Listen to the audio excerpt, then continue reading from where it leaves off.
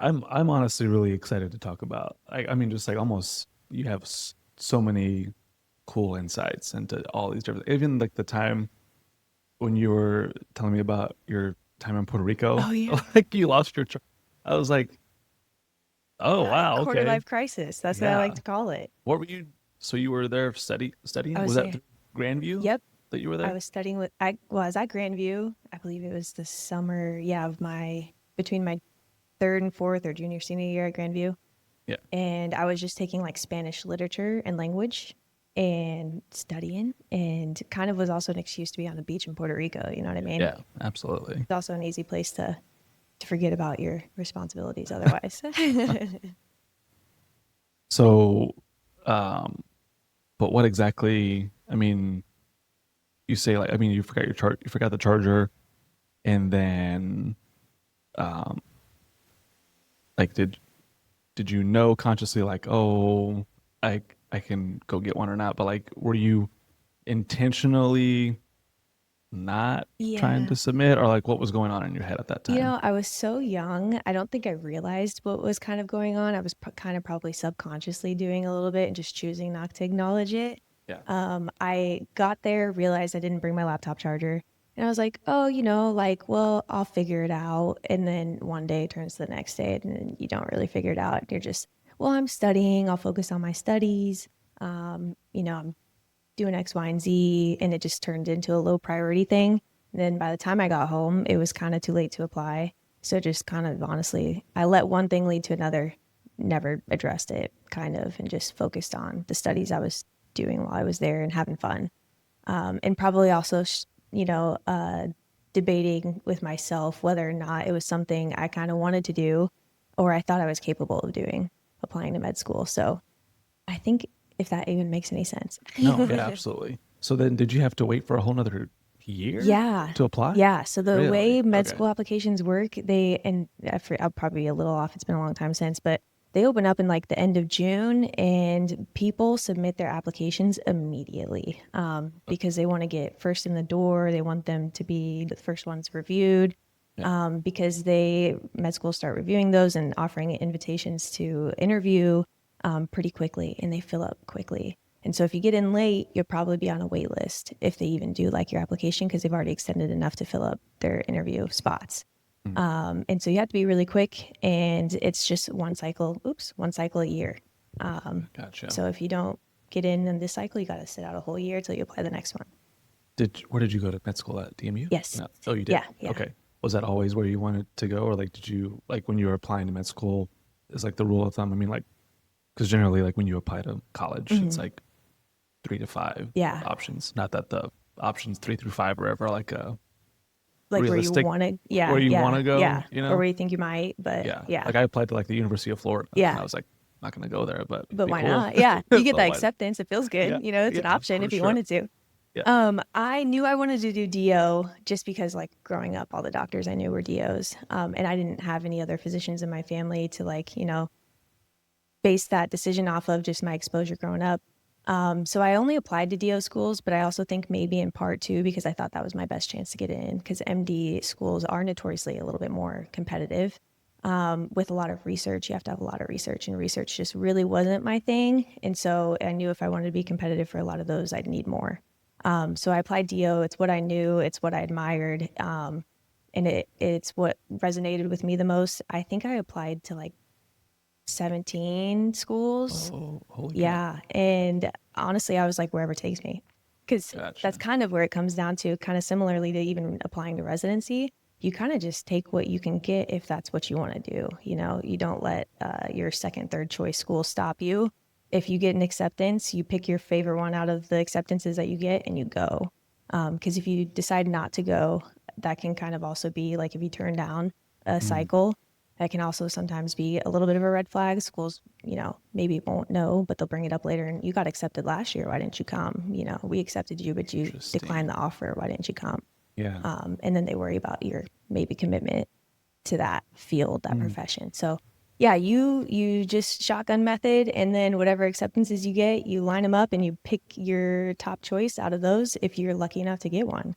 So Mm. yeah, DMU was like because it's in Iowa, one of my It's tried, true, familiar. It's also one of the top, it's like the second DO school ever in the nation. So it's got a good reputation that Whoa. way. Yeah. Okay. One of the founding five is what they call them.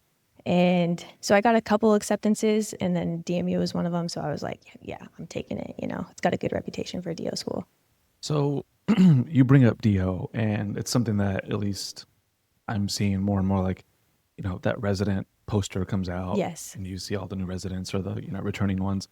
And most of them, at least it's a small sample size. So like at where we were Uh-huh. at BMC, they're mostly all DOs. Yeah. So is that something that, just based upon what that is like a nationwide trend, or is it half and half? Like how come at least it's appearing that there's more DOs that are coming out as Yeah. opposed to MDs? Like what's the difference? And then Uh-huh. is there a shift towards one side or the other, or Uh-huh. what's going on? That's a good question, and there's probably obviously like multifactorial, but I think the biggest one being that a lot of DO schools have a reputation for putting out a lot of like primary care focused physicians. A lot of them pride themselves in that frontline primary care, filling gaps and needs, and then inherently too, a lot of those primary care frontline physicians, that specialty like family medicine, pediatrics, just to name a couple, is seems it's a little bit less academic. And so, how I'd mentioned kind of research previously about the MD route, research is really emphasized, and a big part of all the MD schools that you know of probably are affiliated with an academic center, and are very research oriented and have a lot of research capabilities. And so, a lot of the specialists that you'll see whose fields are rooted in a lot of evolving and always new and upcoming research will kind of gravitate those opportunities for those specialists around the academic centers, which are notoriously like MD education. So that's just kind of one example of why you might see more DOs, especially in our program, our family medicine program at Broadlawns, and in a lot of family medicine programs across the country. Outside of like even the family medicine programs like at the University of Iowa, I'm sure they have a predominantly MD cohort. I was just about to ask, is Yeah, the U of I yeah, been an MD? Okay. yeah.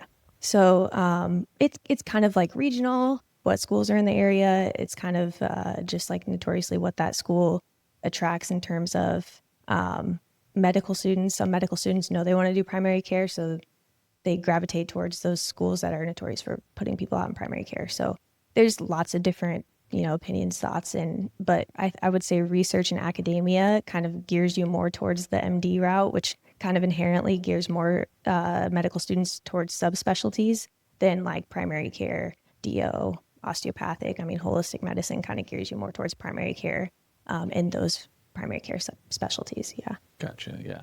And then explain to those people that are uninitiated outside the medical world, what was your match day like? Oh my gosh. Yeah. So is the match similar to applying to med school? Like you just cast out a wide net Yep. and then see what you get, Just what fish in gets as brought many offers back. as you can. Yeah. Yeah. It's, in my perspective, my experience is a little unique in that I did apply family medicine. So family medicine is less competitive than a lot of things, most things.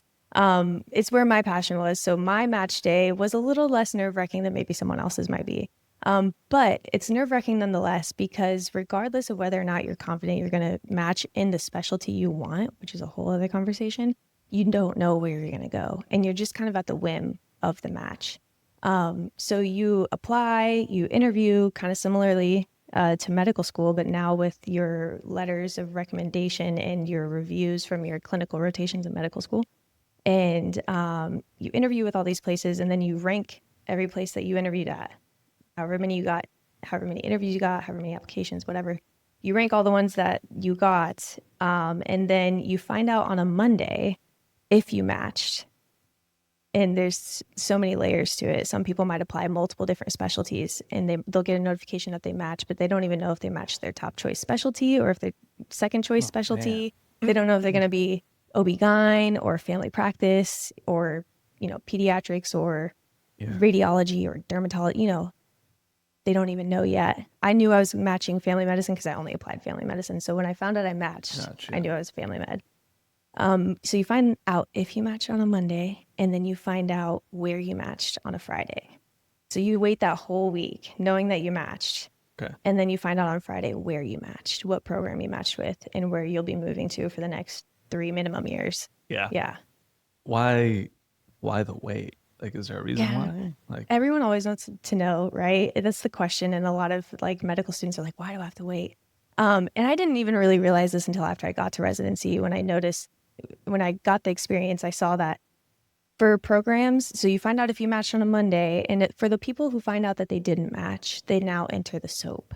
And that is like a very emotionally draining 3 days where they apply to whatever open slots are left over. So if a program didn't fill, they'll put their empty spots up, and resident or medical students will sift through them, find whatever they think that they would fit best, and apply to those. And then it's like a speed dating for 3 days, almost like finding a program that you think you would do well in and succeed in and be happy at. And then on the Thursday, you like run back another match, a mini match process where all those people who didn't match on Monday reapply and try to match again to a different program. So they don't tell anybody else where they landed yet because they don't want to like, gotcha. they want to Yeah. give those other people that didn't match a chance to find their spot, release it all the next day. That is nerve-wracking. Yeah. Holy It like cow. makes my heart rate go up just thinking about it. Well, and you were fortunate enough, it sounds like, that you just had one specialty in mind. Yep. Like, I can't imagine like being in med school and then thinking like, okay, like my first passion is pediatrics, Yeah. but if I don't get picked, I guess OB-GYN. Like, Right? those aren't even really the same field. No. I mean, sure, I Like guess if for like a you, couple days. yeah. Like Yeah. maybe a little overlap, but no, it's wild. People can end up in drastically different specialties than what they had ever planned. I was very fortunate. I knew I wanted family medicine, and Broadlands was even my top choice. So Oh, I was really? like Oh, okay. over the moon. I was like, thank God, let's go, you know? So you were like best case Oh, I scenario. was best case scenario, Yeah, yeah. 100%. So I feel it for, I can't even imagine what it's like, you know, to just pivot. And that takes that's also part of almost your identity, you know, going Mhm. through medical school, you decide you're interested in this field and it's your everything. You love it. And then you find out that you're not going to be that, or Yeah. not yet. And you're going to have to pivot and find a way to get back on that route if that's what you want, or just pivot entirely and kind of have this new identity of who you are and who you're going to be. I mean, on a personal level, you're still the same person, but Right. in a profession, in a career, in a vocation, that can change drastically. Yeah. Well, I mean, like we both know because like we see like, well, obviously you live it and you're entrenched in it, but as a ancillary worker like within the hospital, we see it as well. I mean, it's not Very critical, by the way, role in the what. hospital. Oh, stop, it's fine. Truly. But yeah, I can't imagine like, even like if I like, if they did the same thing within like the frontline workers, like nurses, PT, RT, Yeah. like Yeah. if they were like, hey, like I you know you didn't wanted get to, this, but I know you wanted to be an ICU nurse, yeah. but you can be an ER nurse. That's Yeah. even that's like, Yeah. no, And you just uh, completely, yeah. And it that is changes wild. it can change your entire patient demographic. Maybe you're shooting for a subspecialty and now you're in something like family medicine where you were going to be in one field, one area of medicine. And now you got to know a little bit of everything, you know, Yeah. whether or not you were interested in it, you got to know it all. Yeah. So it can be a lot. What, so you mentioned SOAP. What does that stand for even? Oh Do you gosh. know what that stands for? I knew at one point I couldn't tell you for Yeah. certain. I could make one up and it'd be close, but as soon as I try, I'll be way off. Maybe I'll put like a subtitle Yeah, at the yeah, that bottom, would be like a good. That would be good. caption Yeah. for what it stands for. Um, so obviously you didn't have to go through that. Mhm. But what are some reasons as to why someone doesn't get matched? Yeah, that's Like, I mean, I off the top of my head, I maybe like just medical school didn't turn out as mhm. what you expected it to Yep. be. Like, do you No, even know? Because I there's mean, you're not the one picking, yeah, obviously, yeah. but There's so many things. grades, we'll say. If you're matching into something that's like notoriously, like I'd mentioned, very academically rigorous, research based, those ones usually they want to see very good scores, both on your grades and on your like board exams that you take in medical school. You got to be very competitive, like top 10 percentile for certain things, especially surgical subspecialties. Other things like experience. So just one, if you want to be in general surgery, just one rotation through general surgery is not going to cut it. That's not enough experience to really make you stand out against other medical students applying. They want to see like commitment to the field, um, other extracurricular things like demonstration of leadership while you were in medical school or involvement in clubs, groups, community service, who On knows? top of going to On medical top of school. going to medical school. Anything you can do to make you stand out. Research, obviously, being a big one for a lot of those subspecialties. And hence another reason why a lot of DOs will naturally gravitate, not all of them by any means, but some DOs will naturally gravitate towards primary care because there's not as much research or like academic research going on at DO schools as there might be at an MD school where you're state funded and you have like the university behind you and you get a lot of grants and things like that. A lot of DO schools are private. And so, yeah, research is a huge, huge one. And also letters of recommendation. You need really great letters of recommendation from physicians in the field that you want to go into, kind of testifying for you, you know, giving their opinion of you as a, not even just that type of clinician or physician, but as a person. In some places, it's really just knowing people in the field that have some pull. If you can get a letter from someone who's a big deal in that field, that takes you a long way. Sometimes it's not even Wow. what you know, but kind of who you know a little bit. Yeah, seriously. If you think about too, like the specialties that are so few in people, you know, like just much smaller because they are that much more competitive. Names go a long way the smaller the specialty gets, and so like getting to know and show someone that you're capable of that, who has like a reputation in that field, bar none, is very important and can take you a really long way. Yeah. Yeah. Wow.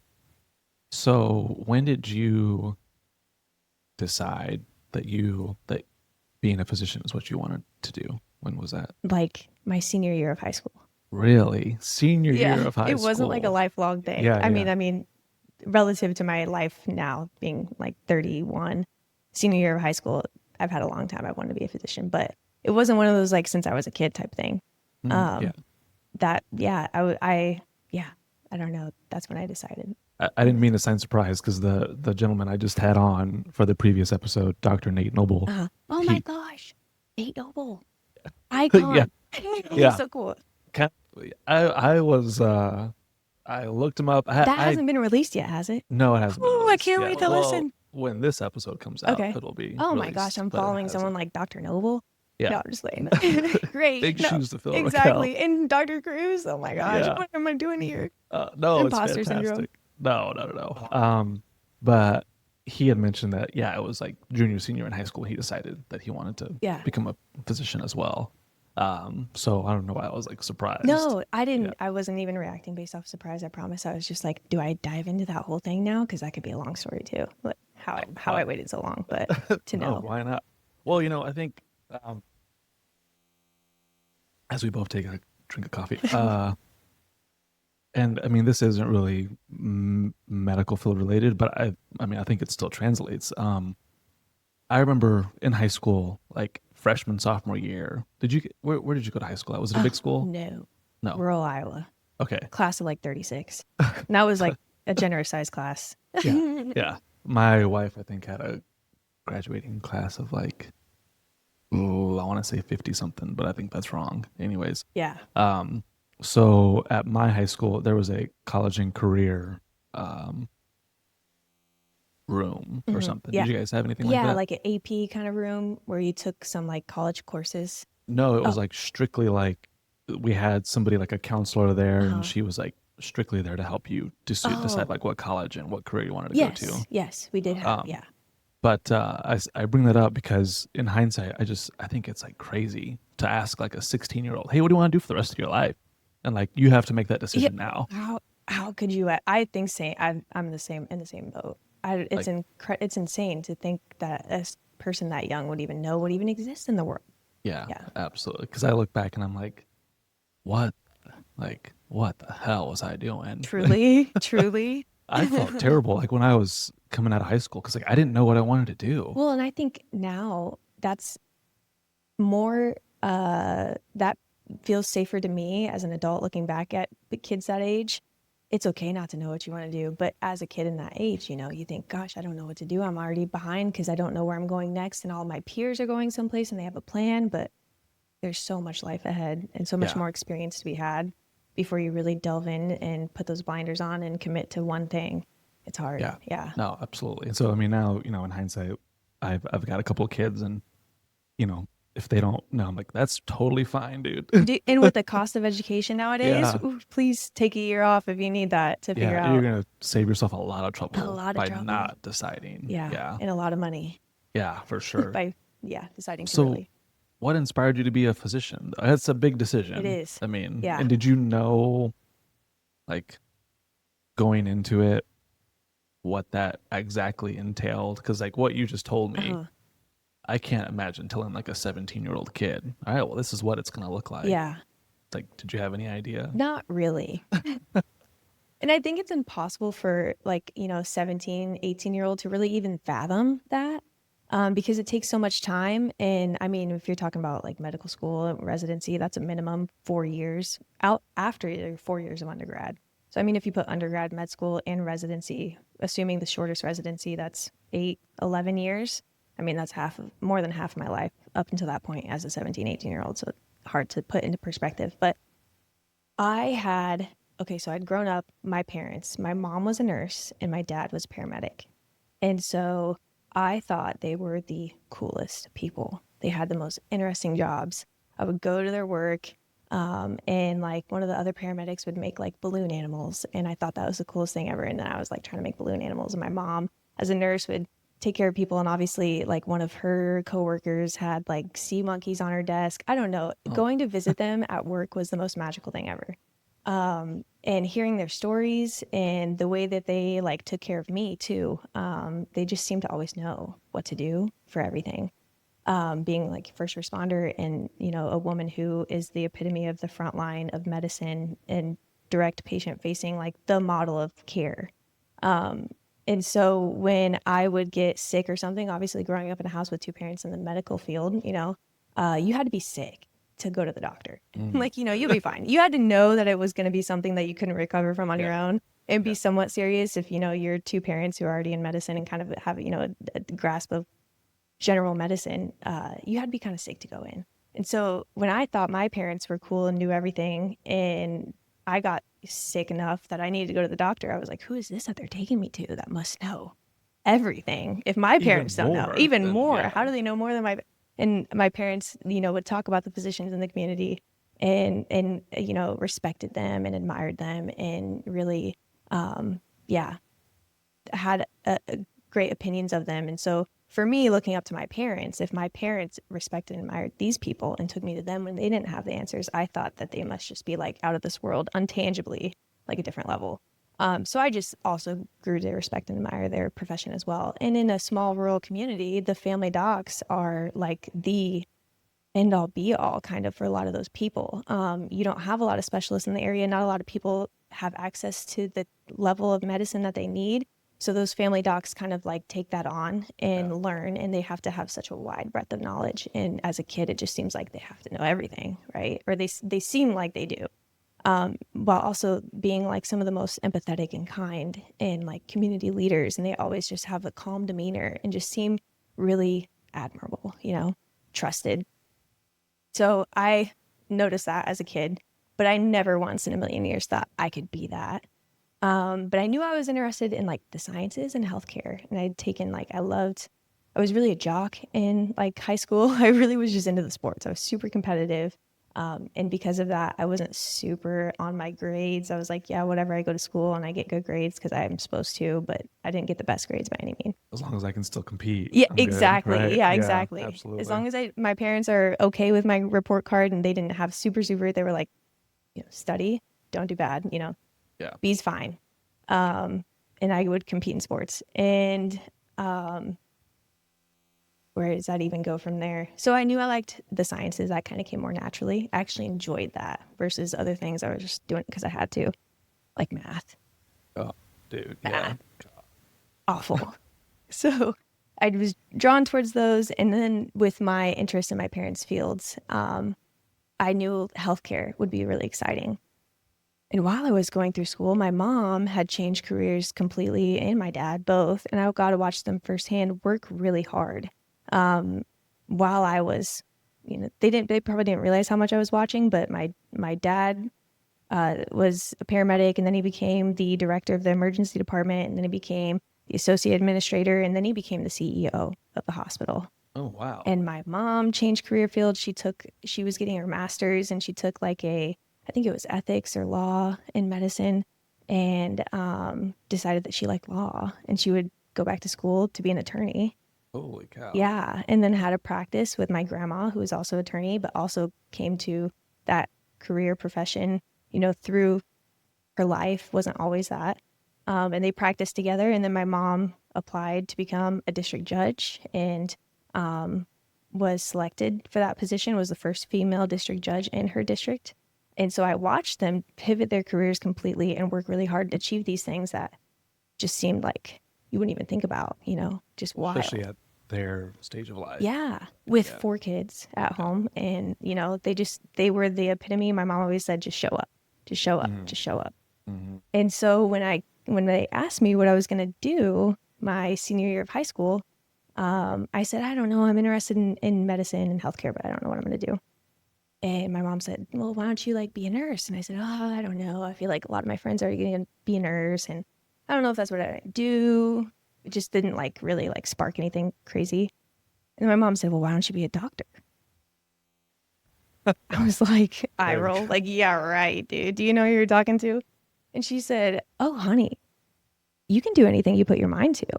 You can do anything you want to do. And I don't know what it was that just like went straight to my core.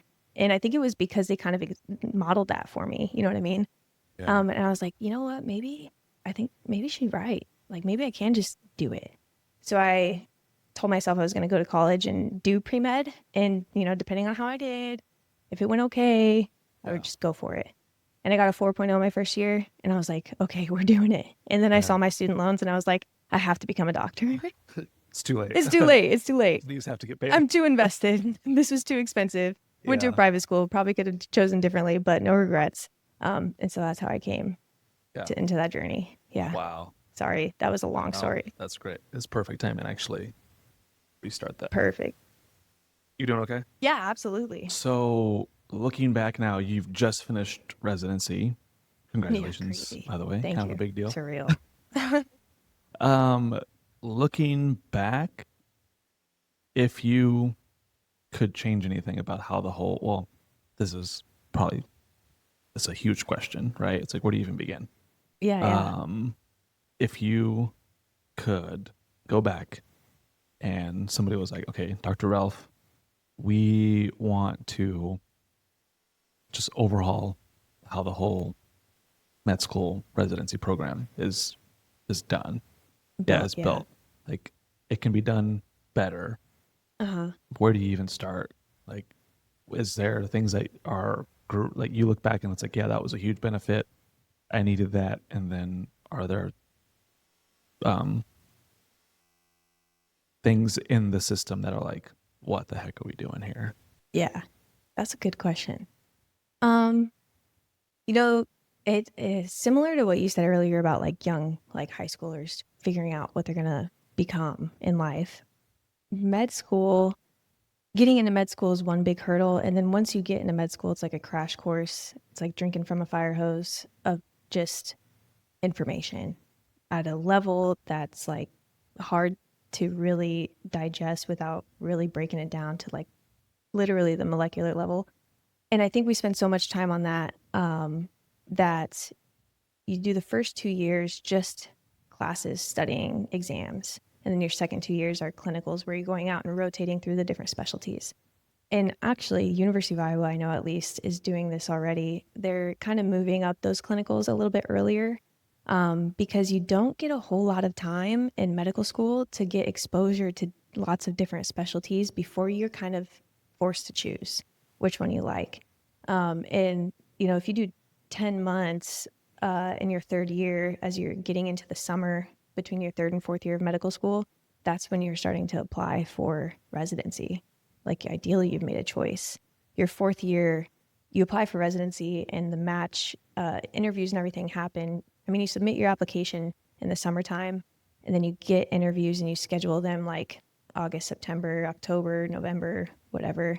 And then those interviews, you know, kind of dwindle in, but similar to med school, you need them on the front end of that fall. And then, so the whole fourth year is really dedicated to like working through the match and finding the residency and interviewing with residencies. So you only really get like maybe a year of rotations.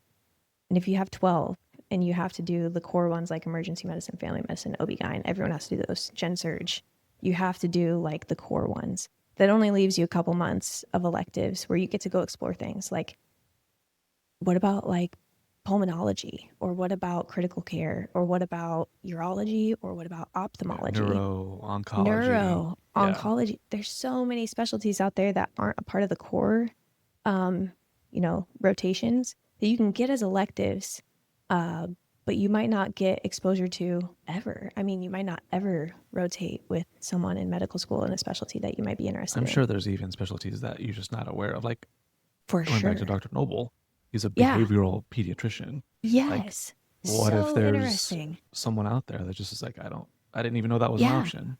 I knew there was Yeah. pediatricians, and I didn't know I didn't know neonatologists, you know, I didn't know developmental stuff. I didn't know, yeah, there's tons of stuff out there. PM&R, like as a medical student, I didn't know what that was. I didn't learn about that until like my fourth year. It was already too late. PM&R. Physical Oh, medicine and okay. rehabilitation. Yeah. Isn't that what Yeah, but like that, see? Kim does? Dr. Kim? Does he do that? PMR?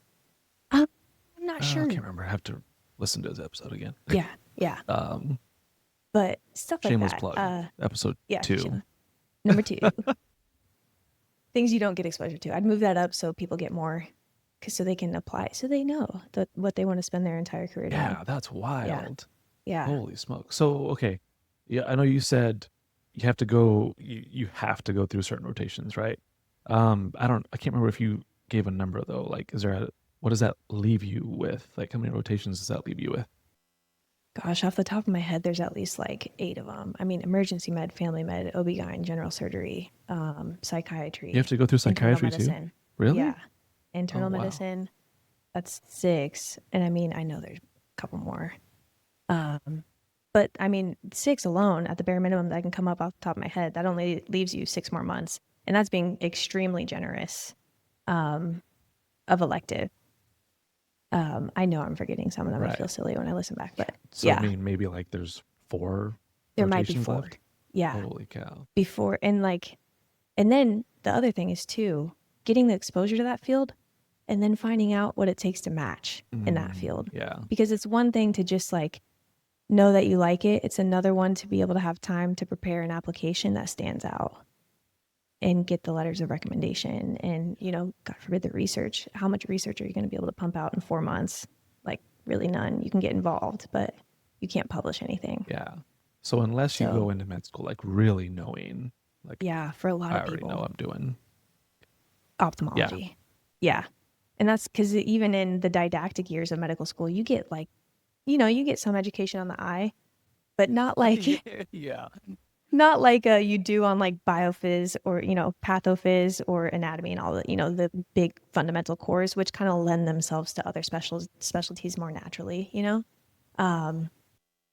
So then when you went into residency, and like don't maybe it was first or second year, was there a time when or an event that happened, a patient that you saw that you were just like, oh holy cow, like I wish we would have really focused on this more in like in med school. I mean maybe there's like a Uh, one off that you're like, well, yeah, that patient's special case, yeah. right? Probably not gonna see Yeah.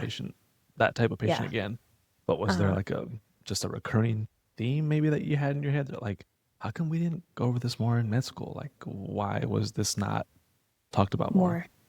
You know, I don't know. I think that the transition from med school to residency alone is just so different that everything you encounter in residency, your intern year, is going to be like encountering that new disease and diagnosis all over again because you really learned it from a clinical side or like the pathophys side and how these things happen. But then when you encounter that person with that condition in real life, it just becomes a completely different beast. And like when you're treating it now. So there's not any one particular condition. I would say actually in medical school we learn about a lot. We learn about everything, but we also learn about a lot of zebras that we're always looking for out in the real world that come less frequently than you would think based off of what they teach you in medical school.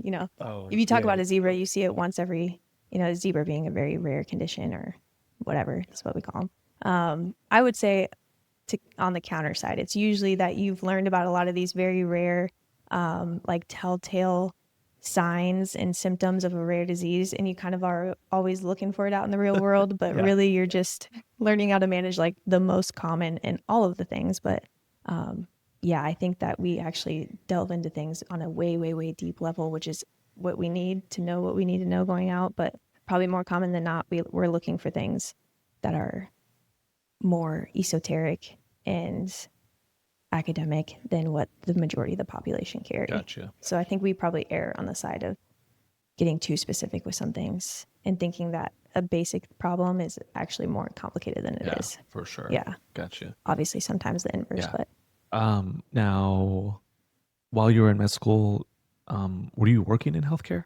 at, at the? not in med Okay. school, but I was an undergrad. Okay. Gotcha. Gotcha. Yeah. What were you? Were you a Yeah. CNA? Okay. Yes. Gotcha. I was a All CNA. right.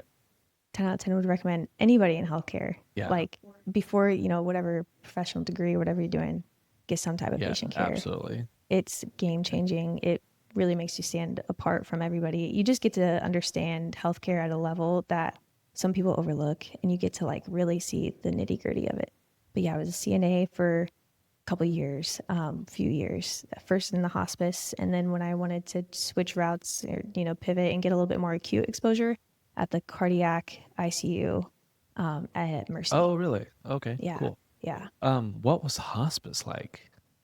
Because I Yeah. think, and I'm sure you can agree to, being in the hospital, I think people have a very, I don't know, well, I guess, yeah, misinformed view of what hospice actually Mm-hmm. is. So, Yeah. like, as a CNA, I mean, you're seeing a particular patient population.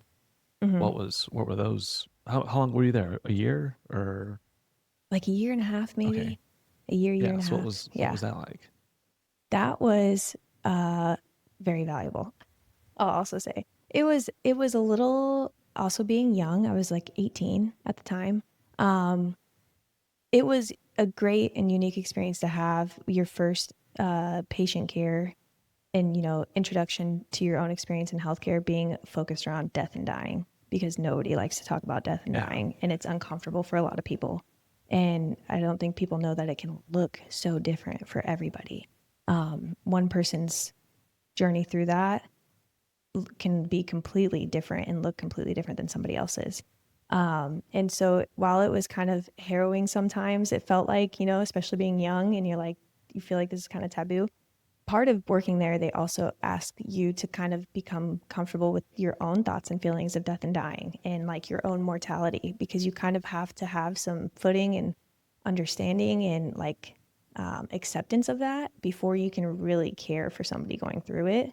Not to say that you'll ever like understand what a certain person is going through while they're going through it, but just to kind of have the empathy and like understanding of the vibe going, the care that you need to give. Yes, if that answers your Yeah. Well, question. I think, the other part of that, you may have touched on it, but it's the dignity Yeah. aspect of it too. Like I Yes. think, I mean, people I think highly overlook that all the time. It's like, Absolutely. okay, you're a family member, or if you're talking to the patient, like this isn't look good for you. Like, Right. um, but I think it just gets so overlooked about like, okay, well, how do you want this to go? Because Mm-hmm. you have a Mm-hmm. choice, right? Yes. I mean, obviously, like we see it all the time in the hospital. Yes.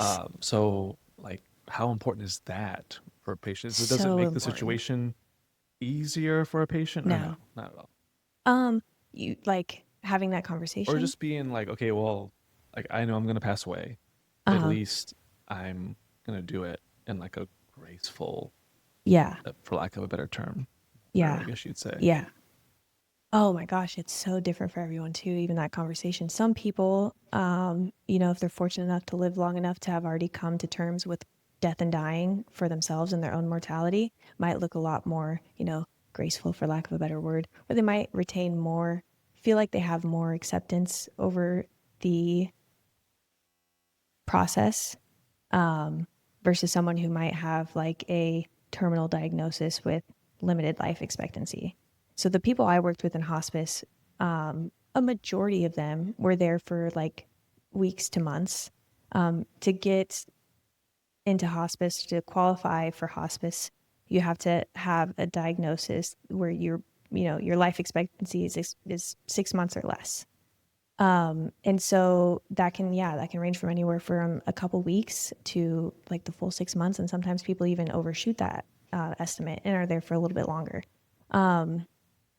But yeah, the conversation looks different for everyone depending on how much they've come to understand how they got there, accept that they're there, and have autonomy while going through that process, I think, and like the ability to do it the way that they want to do it. Because so many people kind of might not have that ability as much as they would like to think, I don't know, or they want more autonomy or choice of how they go through that process, but maybe they have family members, that they really, don't want to put in a bad position or don't want them to go through more pain, hurt, whatever that then they have to with losing a loved one. So there's so many different ways that can look for everybody. Yeah. And then, so just kind of staying on hospice, like there's also palliative Mm-hmm. care. Now Yeah. that's a little. I don't know if you have much Yeah. experience. I Love don't. palliative care. But you Yeah. can't a patient like go between the two? Isn't that because palliative care is not hospice, No. but it's like like a gray like in Yeah. between, isn't it? And like palliative care is phenomenal. So palliative care is it's like a square's rectangle square, but a square is not a rectangle. Palliative care is for everybody, regardless of life expectancy. Palliative care is all about creating a treatment plan that the patient experiences the least amount of discomfort or, whatever with. It's about comfort. So hospice is like palliative centric. Like everything in hospice, knowing that somebody has a terminal diagnosis, is about making them comfortable. But palliative care doesn't have to be for patients with terminal diagnoses at all. Sometimes palliative care looks like I don't know, anything like foregoing this certain type of aggressive treatment and opting for a slightly less aggressive treatment that could still be curative, but maybe it's not great, got as great a chance. But you just know that you don't want to go through Hmm. this. You've seen someone else go through that and you don't want to have to go through that. You're still pursuing life saving treatment or trying with that goal of prolonging life or extending life or curing your disease, but you know that you don't want to do it this way. That would cause you a lot of pain or to have a consequence, like maybe you won't be able to be ambulatory out with your family, friends, spend time with people, or you'll be sick, or you'll be going through a lot of like chemo side effects, whatever. It's ultimately just choosing a different pathway in medicine that might not have the best proven outcome, but still has an outcome of prolonging, extending life while making it the life that you want it to be, foregoing the nasty side effects or consequences of other things. Yeah. I mean, that's like one of the goals of the podcast is, I mean, no one plans to go to the hospital, right? I mean, it's No. like you wake up one day and it's like, you know what? It's Yeah. on my Yeah. schedule. Actually. Yeah. Yeah. Yeah. I mean, just going into the ER, hearing news, like, just can just be so overwhelming.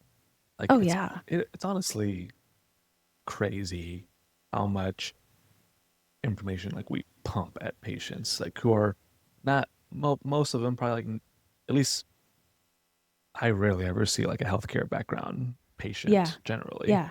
right? Yeah. So Yeah, if you think about the majority of the population, we kind of are our own ecosphere, yeah, we're in our own like we know bubble. each other. Yeah. Yeah. We forget that the rest of the world exists sometimes. Yeah.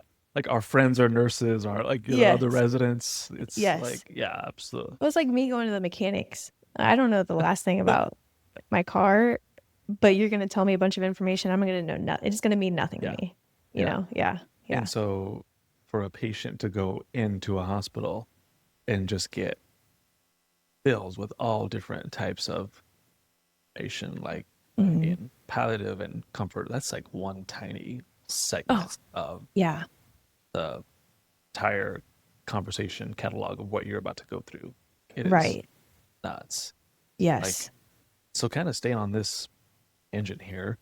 Um, with your, time in residency and then you're about to be an attendee, like what are like maybe like just a couple of things that you just wish the general population just kind of knew going like, hey, look, you don't know when you're ever going to have to go into a hospital, but Hmm. when you Hmm. do, here's at least two things that Yeah. please take care of or please know Yeah. about before you go in.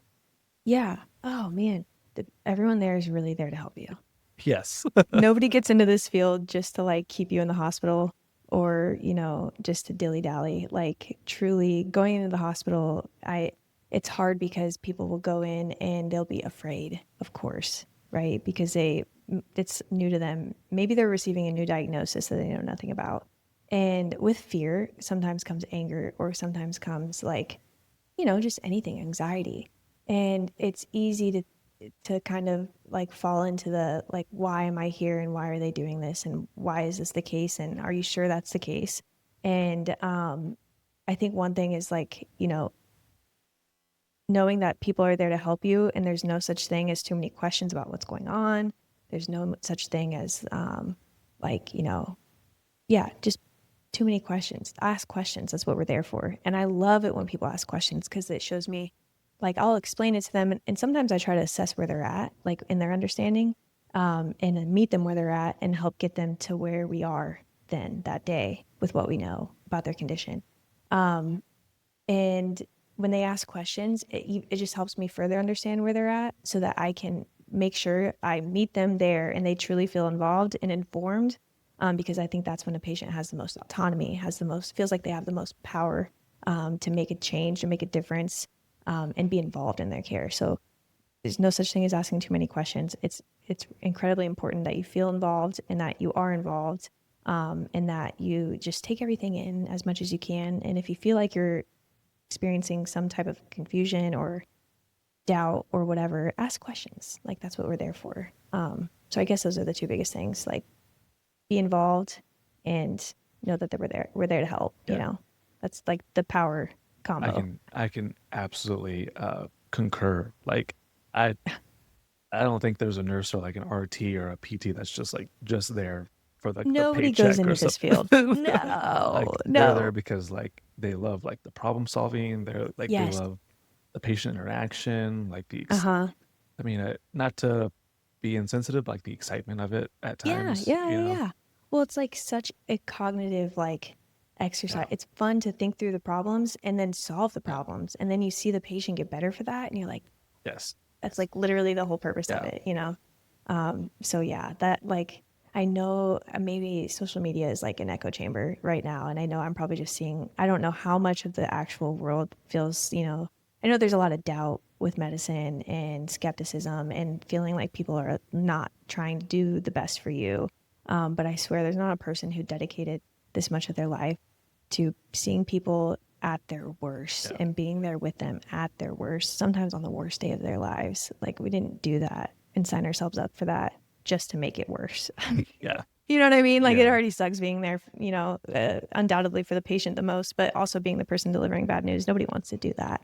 And nothing feels better than getting somebody out of that and into the next, step and helping them get better. yeah, So for sure. yeah, healing. Going back to your CNA days, you had mentioned prior to the podcast uh, that you were fortunate enough to converse with 104-year-old Yeah. Holocaust Yeah. survivor. How life changing was that? Like, did you get to converse with her for decent period of time, or was it kind of Yeah. a like? I mean, yeah, she was there. She was phenomenal. And again, you have so many experiences that we like, accumulate in life. And some of them, unfortunately, are when we're young and maybe we don't get to like Mm, appreciate the true.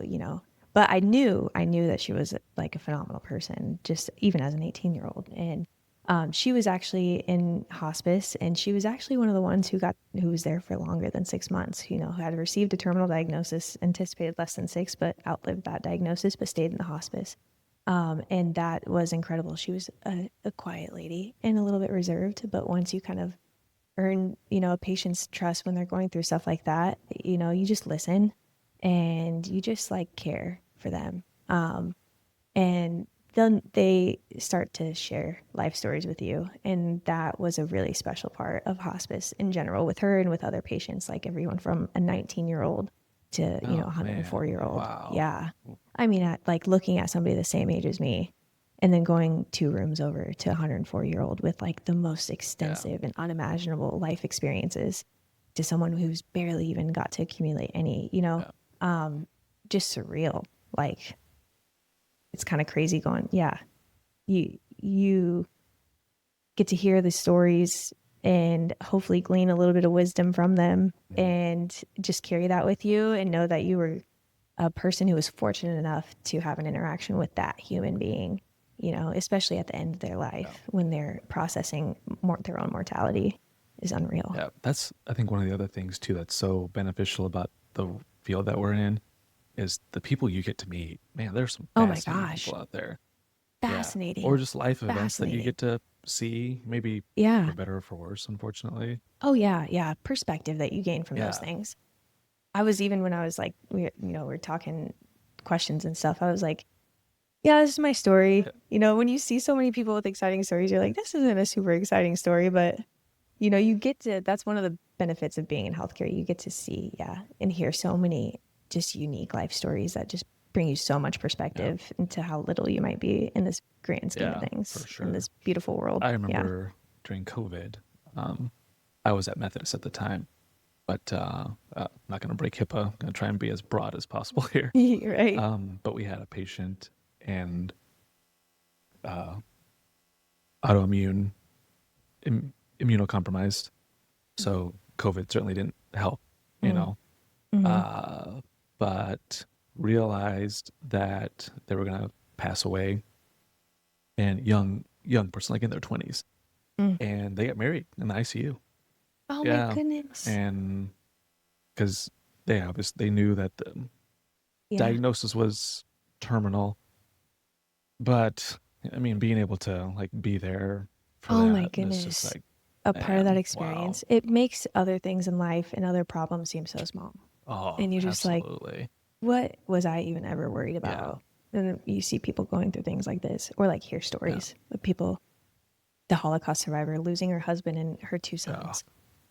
Like it just makes everything else seem like nothing, yeah, Like you know what I yeah. mean? I don't I mean, know. it really does not that like what is troubling your life or my life isn't Hmm. important. Like it's important for Yeah, us, right? right. But you were Yeah. talking earlier before we recorded to how like you're outside touching grass now at your new Yeah. house. It's like I got to Yes, take care yes. of this landscaping. Woo, let's go. Yeah, like bringing me back to Yeah, reality, grounding yeah, me. And it's yeah, experiences like that in the hospital, those like we talked about Halloween experiences, that just make things the rest of life a little bit, you bear witness to a lot of tragedy in the hospital. And it's a privilege to be able to do that because it provides you a perspective that you would have never had otherwise, regardless of how hard it was to witness those things. And it just gives you a new perspective and outlook on life yeah, that you can get as close to something like death as you can without actually personally experiencing it is wild. yeah. All Yeah. right, we're gonna pause again. Hey, Time to reset. time to Yeah, reset. you still doing okay? Yeah, yeah, yeah. I'm doing good. Are we doing okay on time wise for you?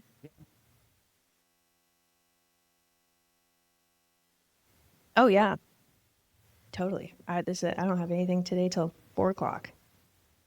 I know, right? Time off, dude. Earlier. Right? No. I feel like kind of bad sometimes asking like a couple of like the residents like, "Hey, you want to come on the pod?" Because I'm like, I know your life's like freaking crazy right now. Like, It's like not a you big I deal. don't know now. Yeah.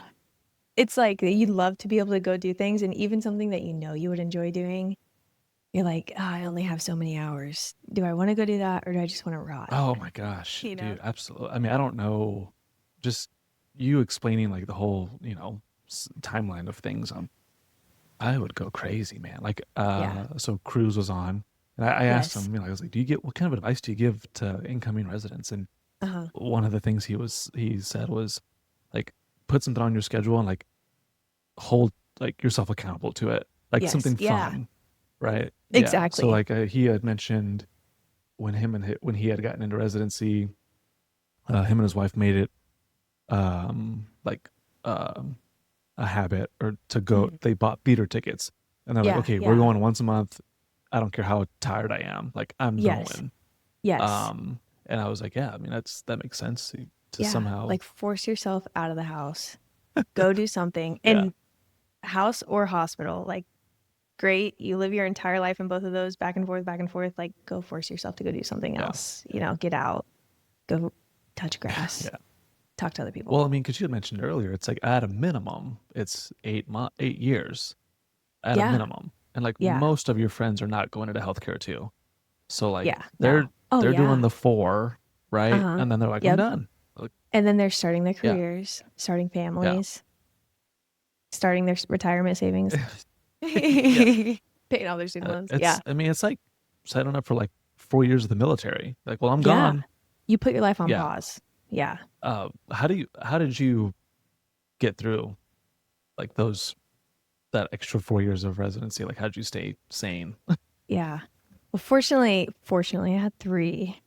I was a minimum of Okay, three, but cool. with the med school and the residency, combined seven. But how did I stay on task and do that? I put the blinders on. I was just like, this is what I'm Yeah. doing. This is what I have to do. It's hard, and you do have, there's a lot of opportunity cost in medicine, which is another reason why I always tell people, like, you think we did all this Yeah. not to be good people, not to help. Um, but you do have to put a lot of things on pause in your life. You have to be really calculated with like the decision to have children or the decision to, move across the country if you can, or you might have to. You might be forced to, even if you already have a family. Maybe you match into a residency program across the country and now you all have to move. You sacrifice time with your family, your friends. You miss a lot of really important life events, Yeah. weddings, even funerals Hospitals sometimes. don't close. Yeah. Hospitals don't close. Birthday parties, you name it. I holidays, of course, a majority of them, especially in residency. So yeah, it's just a huge opportunity cost, and so you just have to kind of remember why you're doing it, and find purpose in your day to day. Even when sometimes it feels like it's not there, just remember that we're doing this. This is a marathon, not a sprint. Might not feel it today, but we'll feel it in a couple years. I was always like not shocked, but like kudos to those that have a whole family and are like Oh starting my goodness. residency. Same. Like I so like Broadlands has like those residence housing. Yes, yes. Like I know some physicians have done that, but even Uh-huh. I'm like, I don't know how I could do that. Like those Yeah, that I'm that residence building's not that big. Like not, no, it is it's not not that that far away. glamorous. And you're like sharing walls with your co-residents. I mean, I will say it's an awesome benefit for, the people that are there, or especially too for the people like we have TYs, transitional years, who come and do a year at Broadlands. And like it's kind of hard to find a flexible place to rent for eight, Yeah, 9, 10 for sure. months, whatever. You can come and go as you please.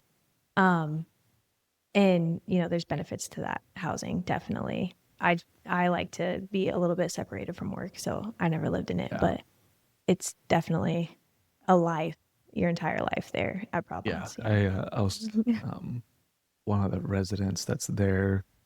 They had mentioned they're like, "Oh, I heard the helicopter come in. What happened last night?" I was Yeah, like, yeah, "How did you yeah. know that?" "Oh, well, I live across the street." I'm I like, live over "Oh there. man."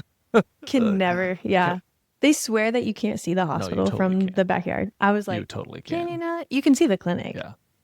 So I don't know. Yeah, they say that they feel separated, which, like, to be fair, there's a lot of pros to living there. Yeah, But yeah, it couldn't be for me. sure. Yeah. So going back to your CNA days, one of Uh, the things that I notice as a like outside person peering into the resident's life hmm is that bedside manner, the uh, gift of conversation hmm hmm is really hit or miss. I'll just be Yeah, honest. It's totally. and it's not really something that maybe it can be taught to a certain extent, like based Yeah. upon maybe if you're shadowing somebody or just like next to someone that's like really great at Yes. conversation. Yeah. But being in that CNA role and then like especially Uh-huh. with the patient population, do you Uh-huh. think that really helped you like with bedside manner and like how to approach a conversation or like yeah, Undoubtedly. yeah, Yeah. I think being in the CNA role, for patients, whether or not they sometimes want to admit it, they all either have like implicit or explicit biases. They treat patients of the care team differently based on those roles.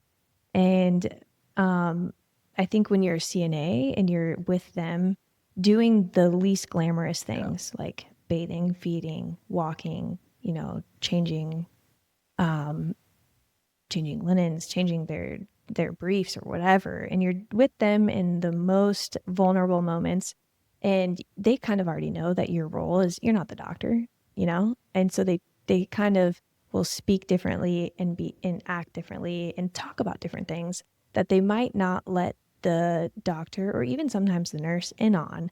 And you kind of get to hear those things from them and learn about what it's like to be in their position because they kind of their guard is a little down. They're a little bit what I want to say, like just more um willing and vulnerable to yeah, mhm, more mhm. open, more candid.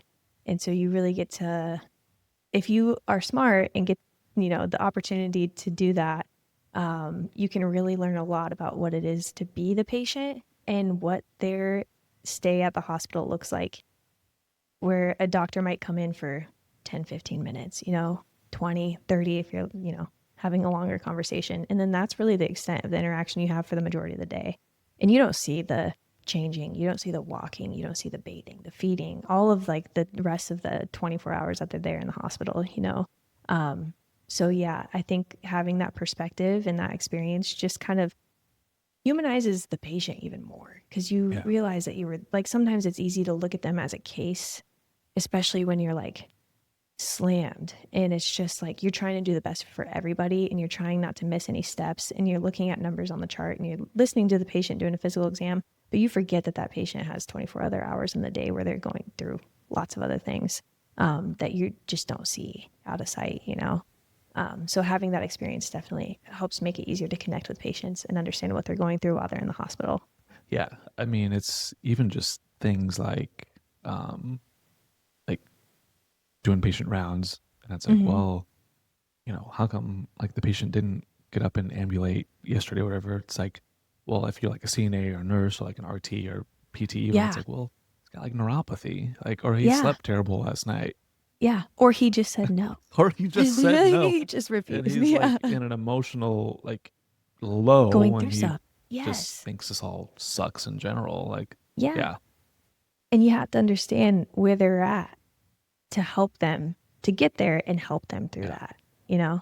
And like you said, like even it's understanding the patient, it's also understanding the day to day of the nurse, like you said, of like other staff. Like if I know that nurses are already inundated with work, and if I can do anything to make what I need a little bit easier for them to do, then we both benefit. It's easier for them. Like if I time a lab in a way that makes sense for yeah, them, where they don't have to poke the patient multiple times, because now the patient's upset because they're getting poked a couple times. The nurse has to go out of her way to go make another attempt to poke them. The patient's going to say, I don't want poked again. Like trying to be smart about things like that or cares really helps everybody, not even just the yeah, patient, but also your care team. And then also helps you get the information that you need. And then it just feels like you're more considerate and a better team, yeah. just you have better outcomes that way. Yeah, that's easier said than done though. I mean, like there's so many moving So much wheels. so. Like Yeah. Oh, like how long does totally. it take pharmacy to like send this medication up? A Like hundred the nurse percent. has four other patients that they're dealing with. It's Uh-huh. yeah, it's a nightmare. And sometimes even if it's that you can't optimize it, it's just acknowledging that it's not Yeah. optimal. You know, like, hey, I'm really sorry I have to ask this of you, but could you please help me do this? Versus like, I need this, Yeah. period. That Yeah. kind of sucks coming, you know, when someone's telling you, you know, we need this done and no consideration. It's like, hey, actually, I'm really sorry about this. I know this is annoying, but could you please help me Yeah. out? Way more likely. That was, I mean, you were a great physician, obviously. Oh, thank you. But Thank like you. one of the Thank you. things that we really appreciated about you at Broadlands was that like you're very team focused, you know? Yeah, Absolutely. that Yeah. was It takes a team, dude. absolutely. None of us can do it Yeah. alone. On a side note, one of the things that I like, ooh, man, really don't enjoy doing is going into the ER and like the nurse just drew labs. And then I'm like, hey, I've got to draw an ABG. So sorry. This is gonna hurt worse than what you just Yeah. than what you just did. Well, Yeah. and it goes back to like the patients coming in, like they just don't know.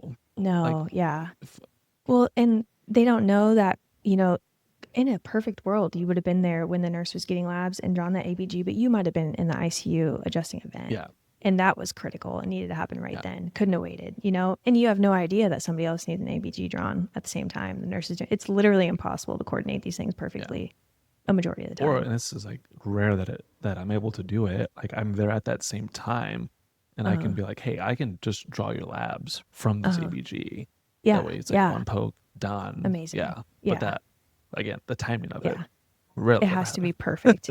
Has to be absolutely perfect. You might go get a lottery ticket after work on that day Yeah, if you just so happen to time those, especially more than one in one shift. Lucky day. if I'm able to do like get the lab draw all in one poke and then go up to a C-section right with right when it's happening, baby Yeah. cries, oh we're straight. Thank God. Yes. Sounds good. See you guys Yeah. later. So going back into your residency, let's go through like some highs and lows. Oh my So gosh. let's go Yeah. through some highs first because I know we Love kind it. of went through like, okay, well, what could you change? And like, here's what the Hmm. grind looks like. I mean, I don't want to paint like a negative picture about and like med school and residency. I mean, Right. it's needed It's because it's challenging. like this is what you're about to get into. Yeah. So please Yeah. understand what it is. Yeah. Um, what were some highlights for you of residency at BMC? Dude, so many. And I mean, some of the things, it goes so fast and it's so busy that like you put your head down, you get in the weeds, and sometimes you look up and it's been months. And so there's so many things that happen. I mean, in so many different types of highs across the board. But I would say, like, for personal, like reassurance that you're learning, that you're on the right path and you're doing the right things.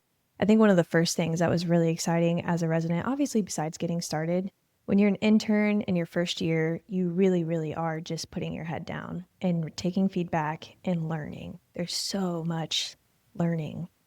Um, but one big first high where I was like, oh my gosh, I'm on the right track, I think, was as a newly minted second year resident, as the interns are coming in.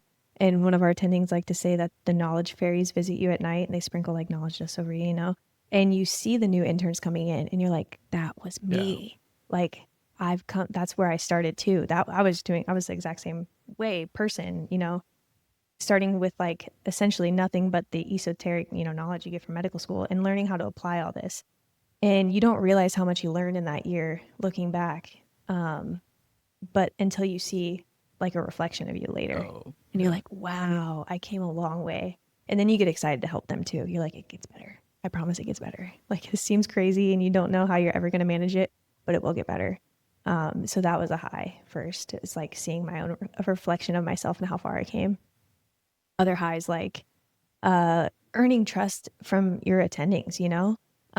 Like you want to do, like we all got to this point because we really care and try hard, right? Like we really want to be there. We really put a lot of effort into getting there. And so we're not people that just show up and just like don't care, right? And you spend your entire life getting feedback and, you know, uh, incorporating that feedback and course correcting. And intern year is all course correcting and learning. And when you can finally like put together a plan and your attending's like, sounds good, you're like, yeah. You're like, okay, no, like I had a good plan there. I had a good plan there. You kind of start to realize that you're building that knowledge base, and after enough of those, like your attendings will, you know, like, sounds good. You know, like, what do you really think that they looked like? How do you feel like they really looked? What do you think? What do you think when they ask you what you think? Just feels like you've made it to a point where they like trust you to form your own differentials and plan your own care, and just kind of make minor tweaks along the way instead of like really helping you build an entire treatment plan. So yeah, things like that really rewarding when you see the hard work pay Yeah. off. Highs. Yeah. So when you're in residency, what's like first, second, and third? Um, what are like the differences? Like, Yeah. what's because I think people might just think like, oh, you're just seeing patients, like what you are, you're seeing patients all the Uh, time. But what are the differences between the first, second, and third? right. It can vary depending on the program, but for our program specifically, we're a very inpatient heavy family medicine program, which is becoming increasingly unique. But at BMC, our program is it's really the biggest difference between the 3 years. You start very, very inpatient heavy, all inpatient rotations essentially. Internal medicine, inpatient pediatrics over at Blank, ER, general surgery, um, in internal medicine at Methodist, you know, just lots of cardiology, lots of inpatient services. And then as you progress through the years, you gradually become more and more outpatient, more clinic based, more clinic focused, more ambulatory care type stuff, spending time in other specialty clinics like ENT, endocrinology, ortho, just kind of broadening out that outpatient care and optimizing your workflow in the clinic.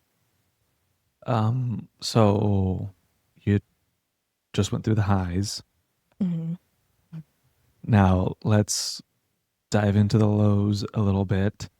Yes. Um, Aside from residency, like just being a grind, right? Mm-hmm. Um, you had told me prior, like there was a stint, I think it was like during the summer maybe of, Mm-hmm. oh, I've got it here in my notes, but I can't remember off the top of my head. But there was a period where you were just on like Mm-hmm. 57 out of 61 days, like just going Yeah. straight. And some of Yeah. those were like at minimum 12, but Yeah. 24, sometimes Yeah. 28-hour shifts. Yes. Like um, during that moment, I mean, what was life? What was life like, A blur, to say the least? if I even Yeah. remember. It was during a very unique, so that's not fortunately that's not a common thing in our program by any means. It was during a very unique time where the third years had just graduated and the new interns had yet to start. And then even after the new interns start, there's a 2 week period where they're not on night float. So the other, you know, the remaining residents have to cover that hodgepodge night float coverage. Um, so that kind of lends itself to like just an increased workload when you're trying to cover all the inpatient services that are, you know, that the residents cover. Um, and it was it was definitely a challenge. Um, like I said, it was kind of a blur. You get to the end of it and you're just like, I don't know what I even have left to Mhm. give. And you are just looking for ways to kind of humanize yourself, even because you just start to kind of feel like a machine, get up, go to work, do what you have to do, Yeah. get home, sleep, you know? So it was definitely a tough time. It was very challenging. Builds a lot of character, I'll say that. Yeah. Oh, Oh no, you're good. Um, so like was there a moment through all that that you were like, what am I even doing? Like, yeah. Yeah. And honestly, too, I forgot to mention, too, another part that made it unique and different was I just come into my chief role. oh, okay. So, you know, if someone was out or someone was sick, called in sick, sometimes it would take me more time to find a person who could reasonably cover that shift than it would be just for me to go into the hospital and start covering it. And then, you know, one thing leads to another and you're busy and you got stuff to do and you're like, I'll just finish a shift. So, outside of the inherent increase in the workload for the already existing residents that are there, I kind of absorbed a little bit from other like obvious, like reasonable reason. People had to be out for certain things, you know? And sorry, your question was again. Oh, we were talking about the lows, and Yeah, then just I can't remember what sorry. I was talking about. Let's see here. Um, oh yeah. Was there any moment during that time where you were just thinking to yourself like is this even worth it? Like, what am I even Yeah. doing? Yeah, definitely. I got a little bit jaded. I'm like, why? Like, why? I get this is Yeah. learning. I get that I'm here to learn and become a good physician. But like, at what point does it become detrimental to my own health? Like, at what point am I giving too much? And are you still even a And good physician after all that? yeah, Right. yeah. And like, you start to get a little bit burnout and you're like, whatever it takes to get to the end of the day, dude, whatever it takes to get the job done. Like, first do no harm, and then second, get the Yeah. job done and go home and sleep. And that was also, that time was a lesson in delegating. It was a lesson in leadership because you can't absorb all of the needs of the program yourself. And that's why you were elected to that role, was that people trusted you to do that in a fair way and manage that in a fair way. So that was kind of a lesson, is like, I can't do this all on my own. I can't, and we're all struggling together. And I think that's a big part of what makes residency what forges such tight bonds between residents, is that you're all just like treading water and trying to keep your head above water together.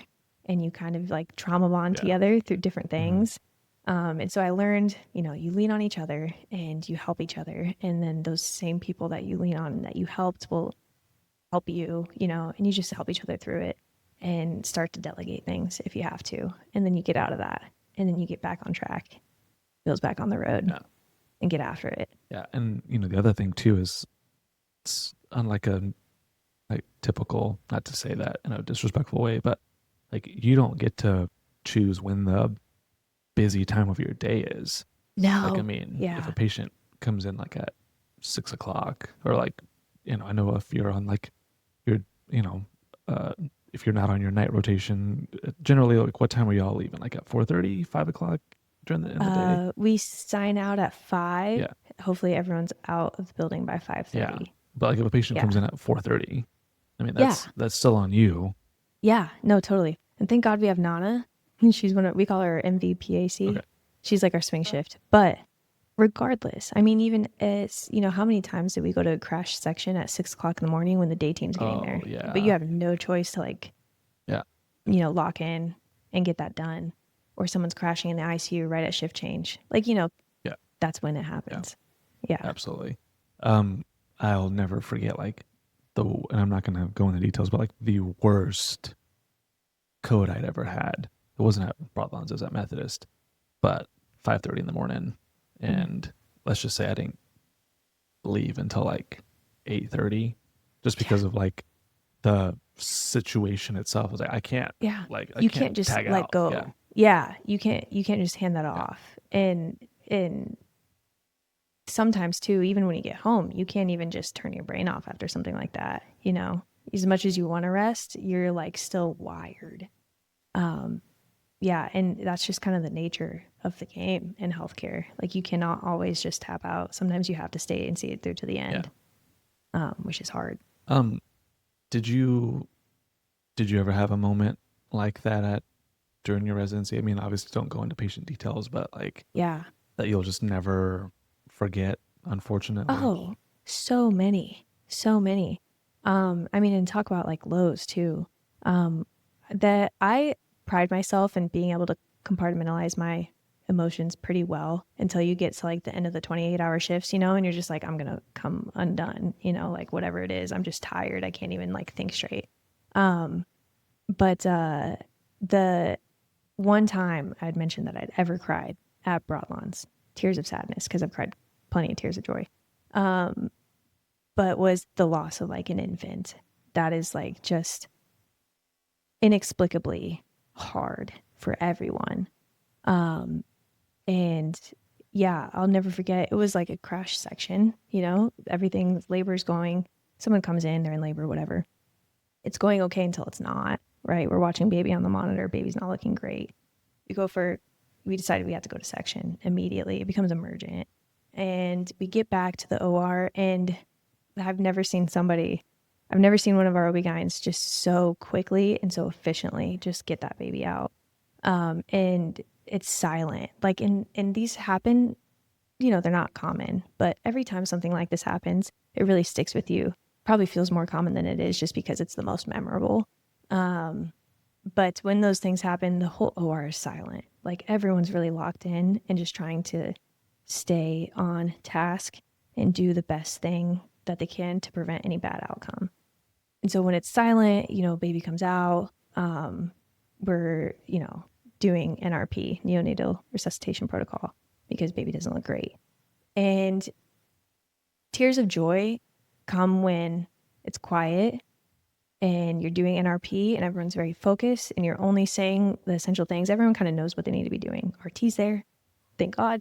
And the nurses are there and you're just kind of going through the protocol, and then you get a cry. Whew, heavy breathe, tears of joy.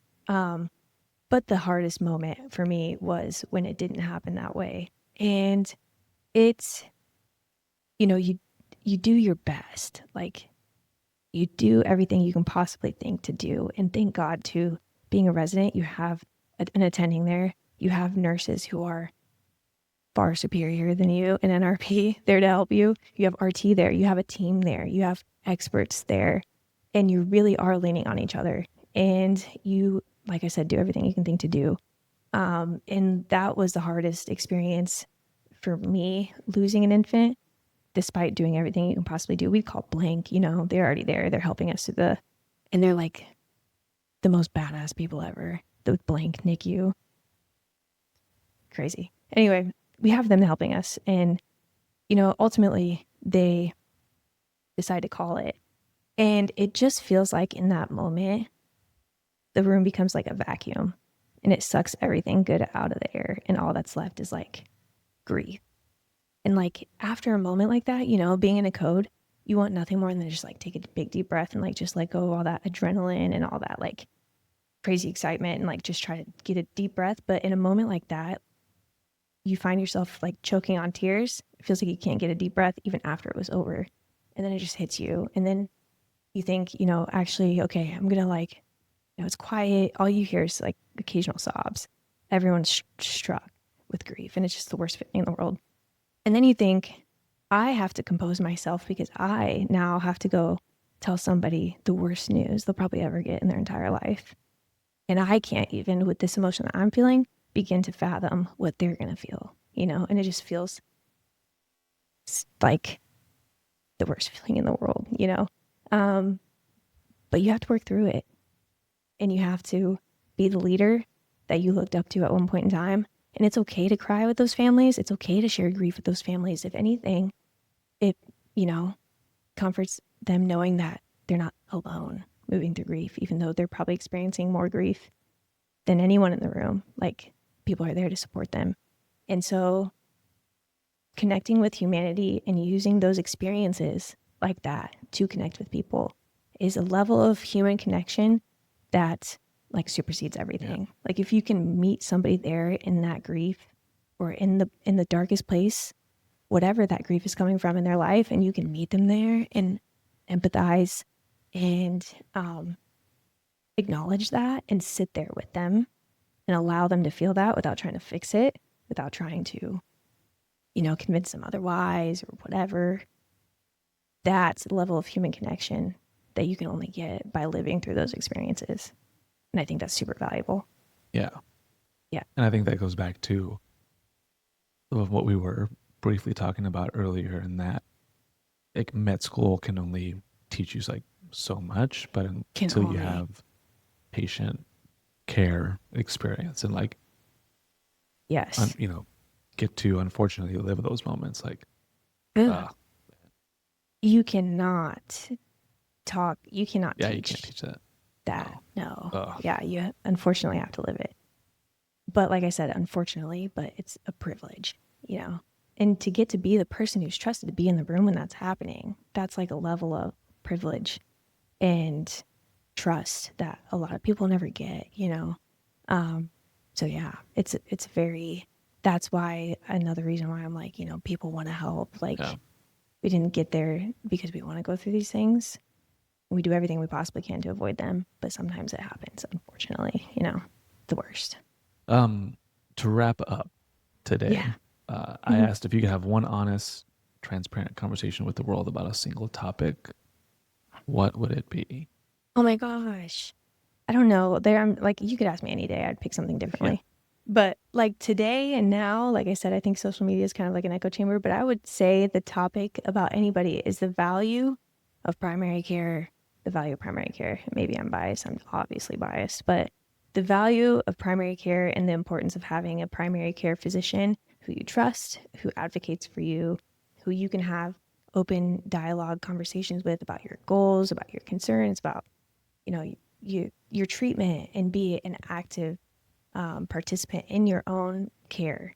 I think that is the most important thing when it comes to having leading a healthy life, longevity, leading the life that you want to lead, being healthy enough to do what you want to do for as long as you can possibly do it, and doing it in a way that makes you happy and fulfilled. And if you can find a doctor or a physician, clinician, practitioner who can help you do that, who you trust, you can make so much more, and you can really take your health and take control of it. And nothing should be terribly. I mean, there will always be something, but hopefully you don't ever have to deal with something completely unanticipated. You can stave off. You can do preventative care, preventative cancer screenings, and at least have someone that you trust in your corner all the time when it comes to your health. So I would say that a candid conversation about the importance of primary care for sure. And with that, we are going to sign off today. Dr. Relph, thank you so much again for being willing to come No, on. This thank was such a you. great episode. It was so Yeah. We'll fun. have, Oh we'll my have to do it gosh. again. We We'll do will. like Yeah. a year. What was your first year as an attendee like? Oh There we my go. Yeah, gosh. Yeah. we'll do it. Yeah. All Absolutely. right. Thank you so Well, actually, much. so now that you're done, Yeah. where are you going to be practicing at? Oh, I'll be with the Iowa Clinic in North Waukee. Gotcha. So I will be taking new patients later in the fall. And yeah, excited to get my feet on the ground and get going. All right. Well, we look forward to hearing how that first year goes. It's going to be Thank exciting. you. Thank you so much. For those of you watching, listening, wherever you may be, please be sure to like, share, subscribe, leave a review. That stuff really helps the channel. And until next time, everybody, bye bye. See you later. All right. There we go. Thank you so much, All dude. done. Did I talk too much? N- Did I get too tangential? No, not at all. Like, Did I give you some good content things? that's what makes it, more just conversational and not like Yeah. rigid. I mean, Yeah. no. When you feel like you're kind of following the script Yeah. or whatever. Talk as much as Amazing. you want. It's fantastic. Yeah. Amazing. Thank you so much again for coming on. That was Thank you for having me. Honestly, though, after Dr. Noble, come Ooh, on. No, I'm just playing. I'm playing. his conversation